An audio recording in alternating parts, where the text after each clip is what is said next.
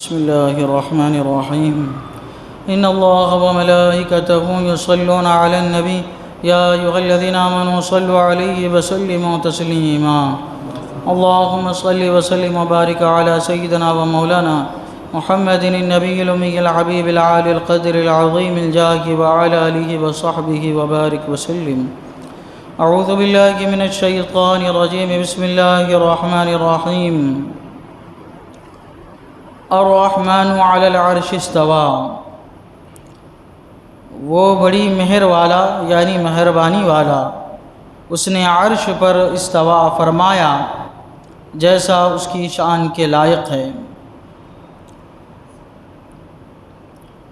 اللہ تبارک و تعالی فرماتا ہے کہ رحمان نے عرش پر استوا فرمایا. رحمان سے مراد اللہ تبارک و تعالیٰ کی ذات مبارکہ ہے. عرش جو ہے یہ شاہی تخت کو کہتے ہیں.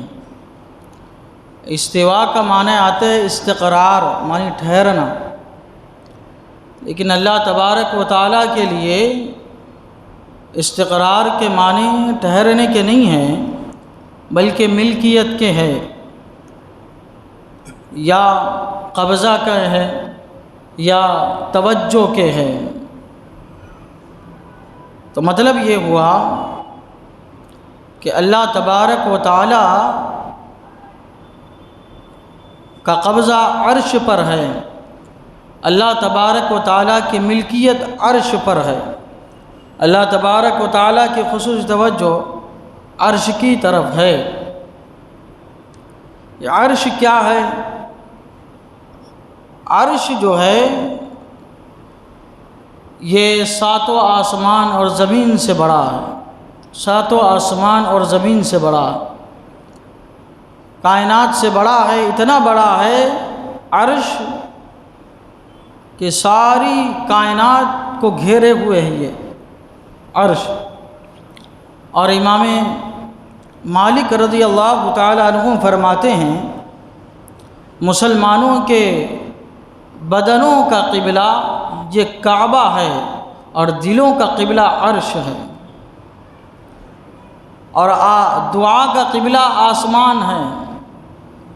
یہ عرش یہ جو ہے ہمارے دلوں کا قبلہ ہے عرش. اب یہاں پہ آ کے بہت سارے لوگ پھسل گئے. معنی انہوں نے اس طرح سے کر دیا کہ اس کی معنی کی وجہ سے ذات باری تعالیٰ میں نقص پیدا کر دیا اور عیب پیدا کر دیا. اس کے لیے جسم و جسمانیت کو ثابت کر دیا. جیسا کہ ایک بہت بڑا امام گزرا ہے، اس کو ابن تیمیہ کہتے ہیں. عرب میں بہت مشہور ہے، بہت لوگ مانتے ہیں، اس کو پڑھتے ہیں. اس کی کتابیں ہیں. بہت ساری غلطی کی اس نے غلطی یہاں پہ کی. کہتا ہے اپنی کتاب میں کہ اللہ تعالیٰ عرش پر تشریف فرما ہوتا ہے، اور جب عرش پر کرسی پر تشریف فرما ہوتا ہے تو دنیا کی کرسی جیسے چرچر کرتی ہے، تو اس کے تشریف فرما ہونے کی وجہ سے عرش کرسی جو ہے وہ چرچر کرتی ہے، اس کی آواز آتی ہے. معاذ اللہ رب العالمین. خدا جب دین لیتا ہے تو عقلیں چھین لیتا ہے. اب آپ دیکھیے کہ دنیا کی ہر کرسی چرچر نہیں کرتی. جو اچھی کوالٹی کی ہے اس پہ آپ بیٹھیے یا وزندار آدمی میں بیٹھے تو وہ چرچر نہیں کرتی، بناوٹ کے اوپر ہے. تو کیا خدا کی تخلیق میں کوئی عیب ہو سکتا ہے؟ جس کو اللہ تعالیٰ پیدا فرمائے اس میں کوئی عیب ہو سکتا ہے کیا؟ آپ مجھے بتائیے آسمان کتنے ہزار سال سے بغیر ستون کے کھڑا ہوا ہے. آسمان کو چھوڑیے. سورج جو ہے کتنے ہزار سال ہو گئے، اس کی کسی کے پاس گنتی نہیں ہے. ہزاروں سال سے آج چیزیں جو ہے سال 2 سال 10 سال 50 سال 100 سال 500 سال کتنے سال تک چلے گی؟ ہزاروں سال سے سورج اپنے وقت پہ نکلتا ہے، اپنے وقت پہ غروب ہوتا ہے. کبھی آپ نے نہیں سنا ہوگا کہ آج جو ہے سورج خراب ہو گیا ہے، اپنے اس کی رفتار جو ہے وہ کم ہو گئی ہے، کبھی آپ نے یہ نہیں سنا ہوگا۔ اور کبھی ایسا نہیں ہوا کہ سورج کی جو روشنی جو پہلے تھی وہ اب جو ہے کم ہو گئی ہے، اس کی روشنی جیسا بلب کی روشنی دھیرے دھیرے کم ہوتی چلی جاتی ہے، ویسے جو ہے سورج کی روشنی جو ہے کم ہوتی، پہلے زمانے میں الگ ہوا کرتی تھی، اب کے زمانے میں کیا ہے تھوڑا سا مدھم ہو گئی، ایسا نہیں ہوتا، یہ اللہ تعالیٰ کی تخلیق ہے، اس میں کیا فرق آ سکتا ہے؟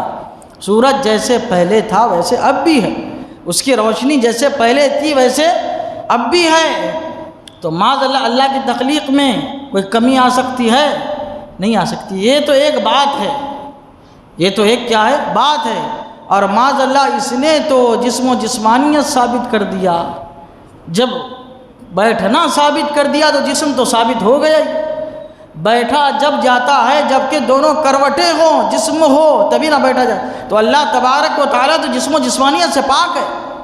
تو بعض لوگوں نے غلطی کر دی، کیا کر دیا؟ اللہ تعالیٰ عرش پر بیٹھتا ہے، عرش پر استقرار کرتا ہے، ٹھہرتا ہے، چلے گئے ایمان سے کیا ہو گئے؟ چلے گئے۔ تو فرماتے ہیں مفسرین کرام کہ اس کا ترجمہ اصل میں یہ ہے، بہت ساری اس کے تفسیریں ہیں، لیکن اس کی تفسیریں اس کی تہ میں جو ہے ہم کو نہیں جانا ہے، بلکہ اللہ تبارک و تعالیٰ کو جسم و جسمانیت سے پاک مانتے ہوئے اللہ تبارک و تعالیٰ نے یہ جو فرمایا ہے اس کے فرمان پر ہم کو ایمان لانا ہے۔ جیسا کہ الف لام میم ہے، اس کا ترجمہ کسی کو نہیں معلوم، حامیم ہے، عین سین قاف ہے، کاف ہا یا عین صاد ہے، یاسین ہے، تو اس کا ترجمہ کسی کو نہیں معلوم، لیکن یہ کلام پاک کا حصہ ہے، اس کے معنی کی پیچھے نہیں جانا ہے، لیکن یہ بات کو ماننا ضروری ہے کہ یہ اللہ تعالیٰ کا کلام ہے اور اس کی مراد اللہ اور اس کے رسول بہتر جانتے ہیں۔ تو اللہ تبارک و تعالیٰ فرماتا ہے رحمان نے عرش پر استوا فرمایا، یعنی رحمان کی ذات وہ ذات ہے جو آسمان و زمین بلکہ اس سے بڑی جو چیز ہے عرش، اللہ تعالیٰ نے اس کو پیدا فرمایا اور اس کا بھی اللہ تبارک و تعالیٰ مالک ہے، اس پہ بھی اللہ تبارک و تعالیٰ کا کیا ہے؟ قبضہ ہے، اختیار ہے، اور حقیقت یہ ہے کہ اس آیت کا مفہوم اور معنی کیا ہے یہ اللہ تبارک و تعالیٰ ہی بہتر جانتا ہے۔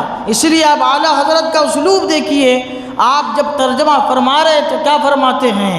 وہ بڑی مہربانی والا ہے، اس نے عرش پر استوا فرمایا، اس نے عرش پر استوا فرمایا۔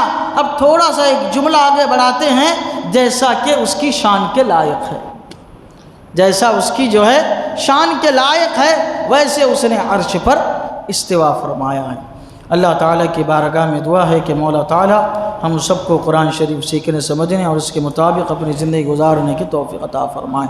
اشہد ان لا الہ الا اللہ و اشہد ان محمدا عبدہ ورسولہ وصلی اللہ تعالیٰ علی سیدنا محمد وعلی آلہ وصحبہ اجمعین برحمتک یا ارحم الراحمین۔